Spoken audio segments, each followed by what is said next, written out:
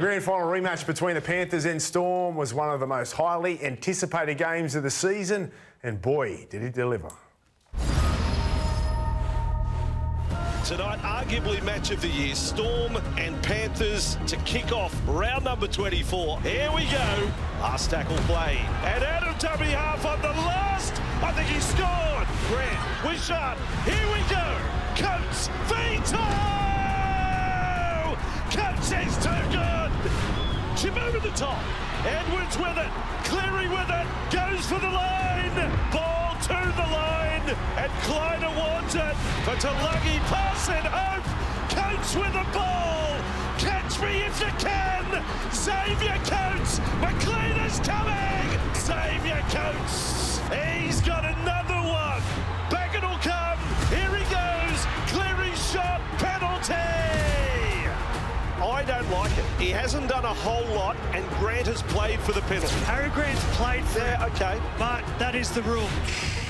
I just, if that was in the field of play and you run the block shape, it wouldn't be an obstruction. Harry played for it because he knew he was going to get the penalty. Penrith trainer on the field, no surprise. Back it goes to Cleary. In front, chance out again. Right in front of the posts. It's Grant who dummies!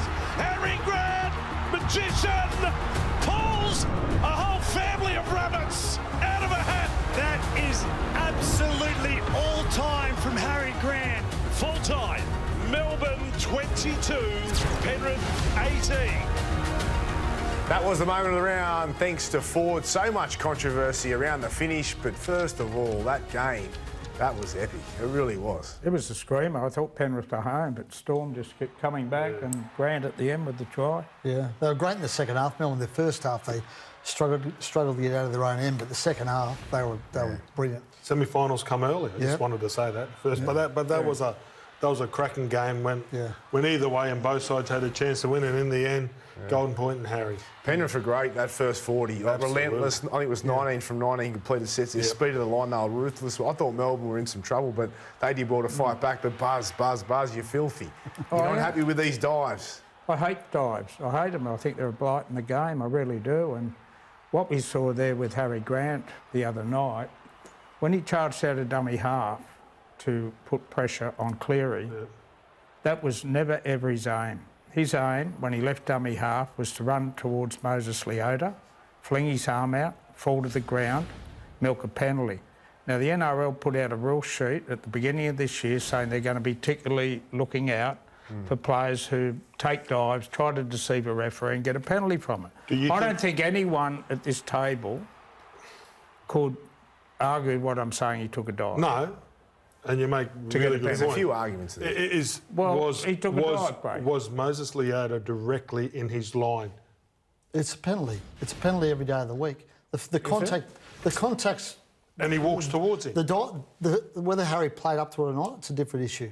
Well, don't say whether he did. You know he played up to it. He ran straight for him. Storm man's a bit on the fence. Yeah. But it's a dead set penalty every day of the week because he's not supposed to be there. And he moved. Even at the last minute, he moved. He moved a fraction. Well, that's all you get. The bottom line is, you know as well as I do, Grant had no intent to put pressure on Cleary. Well, he played for a penalty. He took a dive. Somehow, the NRL, the people down there in the football department, have got to stop this from happening. Not just in these sort of situations, in high tackles, they go down, they're not hurt, wait for the bunker. Well, I agree with the high tackles, it's too much, and we've got to crack down on that. The reason why they don't is because the referees don't come up with the right decision. This is hard to police. But they didn't bring in this rule because like you're saying here, you see it as black and white, a few others don't. You know, Leota does move, he is in the way of Harry Grant. How can you define that as a definite dive? But by the fact he stuck his arm out brave, but he was still in the way, and then flung himself back. I know. Listen, he exaggerated the move, but he still was in his way. You know, and Leota still did move that little bit to get on the outside. Tiny little bit. I know, but this is the thing, right? It's a great move. Yeah. So, but with the high shots, like, I mean, if you stay down, I think what are you bringing in the? You bringing in the red card or the yellow card or something? Oh well, what I want to do, and the same thing when they had a diving epidemic in global soccer, particularly the EPL. They produce a yellow card when they can determine a player's taken a... Well, the Panthers were filthy, but here's one that we've seen there, round one last year. where Nathan does a similar thing, right? Or And Nathan plays for the penalty in this situation, so... Yeah. Every team does it. Yeah. All the smart players do The it. only thing in his See defence... that? He ran straight into him on purpose there. And spun and looked straight at the Look, referee. watch this. He can run around him.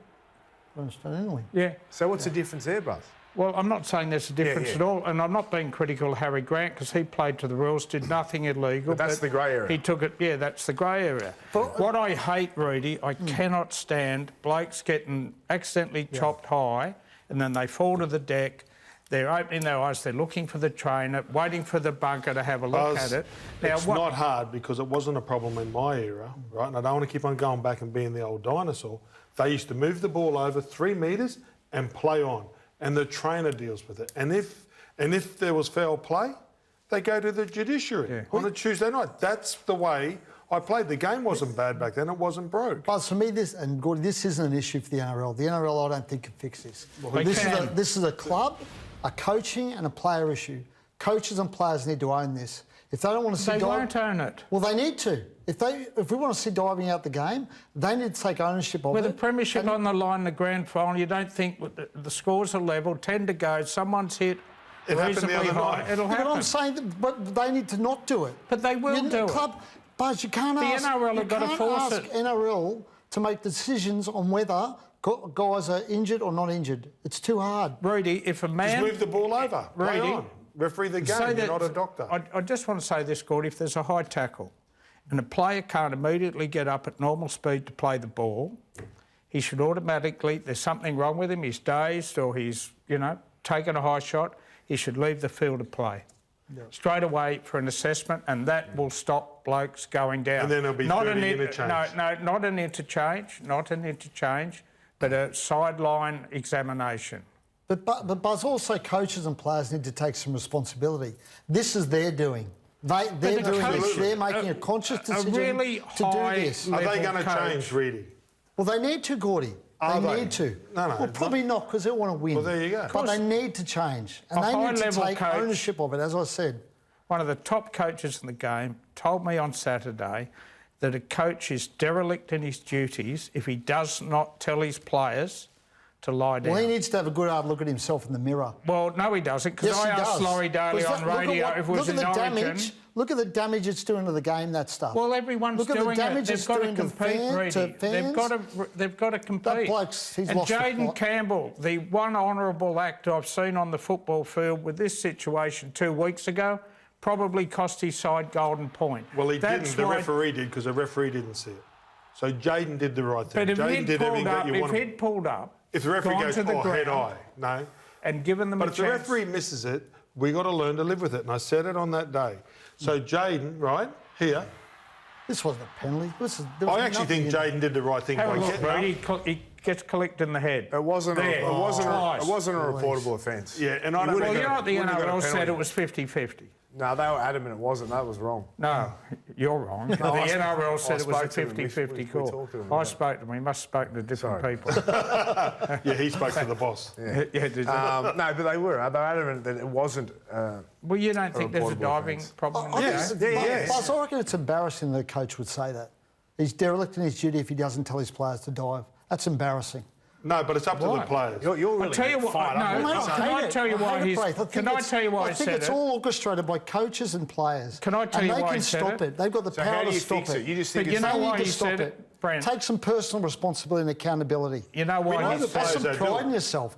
Like when guys stay down like that, it's mate, embarrassing. Why can't we just name and shame the players that do it? Just put them up on a clipboard, like an honourable. Some Benny Hill music or something. There you go. Coach said Fletch it and to Heine. me, Rudy, because he hates it as much as anyone else. He hates it, but he's telling his players to do it. Hold on. He Please. hates it as much as anyone else. Oh, come on. But the bottom line is he has to win football games Thursday, Friday, Saturday or Sunday. If he hates it, he can And help, I he can help stop it. guarantee you, all the other coaches do the same thing, except Des Hasler, because Campbell jumped straight to his feet. Okay. Or maybe Campbell didn't listen. Yeah. If you say There's too every much coach at does. stake, guys. Unfortunately, We Des got- is 10 on your coaches meter too, so Yeah. it's not going to help. It's not going to help the game. Well, is it? maybe they should start diving.